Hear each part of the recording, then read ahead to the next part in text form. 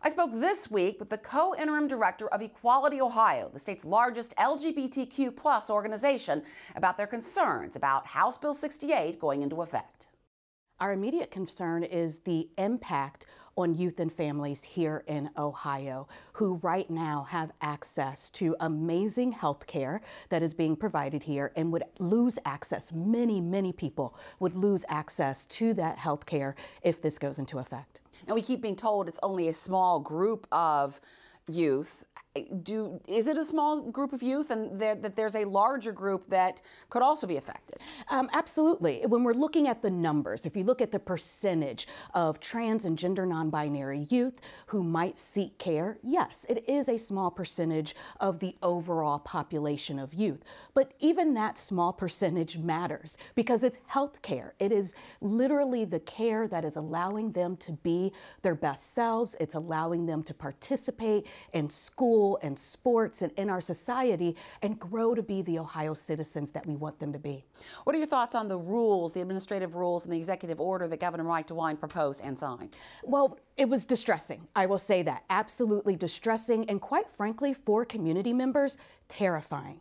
We've only been talking about gender-affirming care for youth up until this point. HB 68 is all about young people. And then all of a sudden with these proposed rules, we're talking about care for adults. And that's a conversation that was never on the table before, and quite frankly does not belong on the table any more or less than care for young people. This care would absolutely create a more onerous situation, increased barriers to care that is already difficult to initiate and maintain in our state. There's been a lot of misinformation and disinformation in the discussions about House Bill 68. Its supporters say that there are studies that link gender-affirming treatment to suicidal ideation, and that the idea that kids are trans is not only something they believe, but also something that's been taught and pushed on them, and maybe even as a result, is a result of these treatments. Are there studies that show, I mean, certainly there are studies that show trans youth are more at risk for mental health concerns. Absolutely, but we have to be clear about the causation there. We have to be clear that being trans does not create these issues, this suicidal ideation, the bullying, the targeting and discrimination that our young people are experiencing. It is the way that our society reacts to those identities which are causing these issues. It is not the fact that they're trans or gender non-binary, it's the way our society is reacting to that identity, the misunderstanding, the misinformation, and the mistreatment of them. And there are studies. Oh, absolutely. There are numerous studies. I'd point to the Trevor Project, who has been doing amazing work on this issue for a number of years. And what it shows is here in Ohio, so they now have data that can show here in Ohio, the number of trans and gender non-binary youth who are considering and attempting suicide, I think we would all say is absolutely unacceptable. And our government should not be doing anything that increases the likelihood of that for our young people. There are also claims that children's hospitals in Ohio have been doing gender reassignment surgery on minors or referring them for surgery, which the hospitals have strongly denied.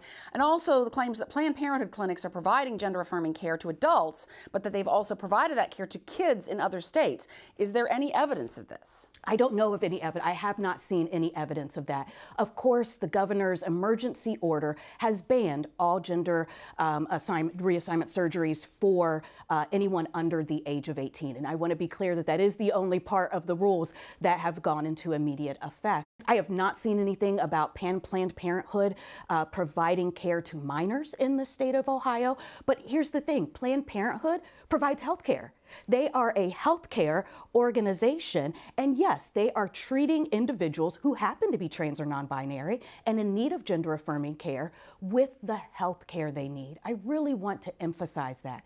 Gender-affirming care for both minors and adults is health care that is provided by board-certified doctors who are following the best practices and standards that have been put forth by the most trusted medical organizations in our country.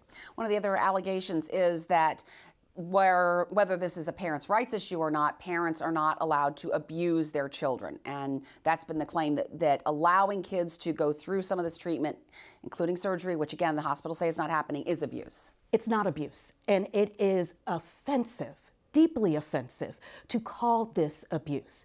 We have families who are being faced with a question and a situation that many of us could never understand. And the idea that we would call a parent's best efforts to protect the life, health, and safety of their children abuse, it's illogical. There's also been a lot of misinformation and disinformation about some other bills that Equality Ohio is concerned about, the so-called bathroom bill, which will require kids in K through 12 and higher education, so adults, to use the bathroom that aligns with the gender assigned at birth, and also the so-called Parents' Bill of Rights, which would require teachers to notify parents about sexuality content in classroom materials, but also would force teachers and faculty to out LGBTQ students to their parents. Again, backers say they're trying to protect kids and families. And we know that regulations like these don't do that. We have the data. We have the Trevor Project data. We've got lots of other studies and data from people, scientists, people who really care about these issues and care about kids and have been looking at this for a number of years. And none of those proposals protect young people. All they do is put them at greater risk of harm. It seems like there's a lot of fear in these discussions. There's fear of harm to children, fear of the unknown and the unfamiliar, fear of a big change in society. When Equality Ohio reaches out, how do you get past that fear and have real conversations? That's what we're trying to do.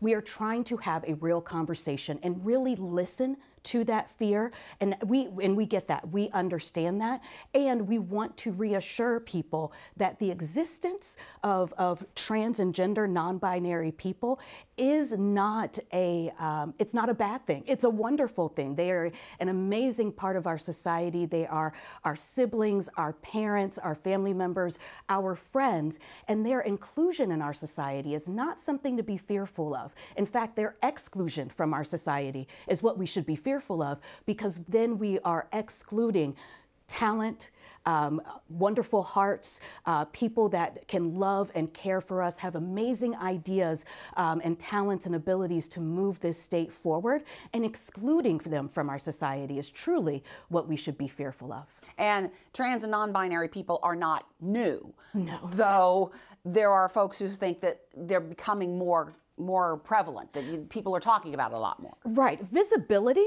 isn't newness. So just because you've seen something for the first time doesn't mean that it hasn't always existed. Trans folks have always been here, the same for lesbian, gay, bisexual folks here in our society. And I mean that across time, across societies, across cultures, across religions. Their existence simply cannot be denied, and efforts by the Ohio government to essentially eradicate their existence they're cruel, they're mean-spirited, and they truly must stop if we want Ohio to move forward, if we want Ohio to move in the right direction. The Center for Christian Virtue is a very influential organization. It's gotten a lot of its objectives through the legislature, through Republican lawmakers who are in the supermajority. Their agenda includes promoting and incentivizing marriage so kids know their biological mom and dad. And it should be noted that in the Ohio Constitution and in state law, marriage is still defined as one man and one woman. So how do you deal with an agenda that's pushed by an influential organization that goes against a lot of what you're talking about? Let's be clear, it's not just their agenda. This is a nationwide, coordinated, systemic attack on LGBTQ people, and particularly trans and gender non-binary folks who are the most vulnerable. This isn't just CCV.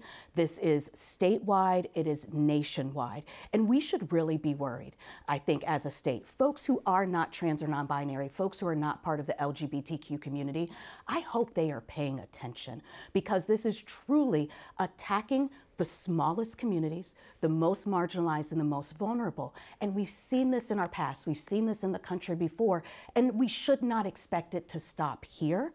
We should expect them to continue this. We are seeing an assault and an intrusion on the private medical decisions of adults. Where do we see that? There's very little precedent for that, either in our state or in our country, and we should all be alarmed, because that is a basic fundamental freedom of all of us as U.S. citizens. The Senate has to vote to override the veto before House Bill 68 can go into effect, which would happen in April.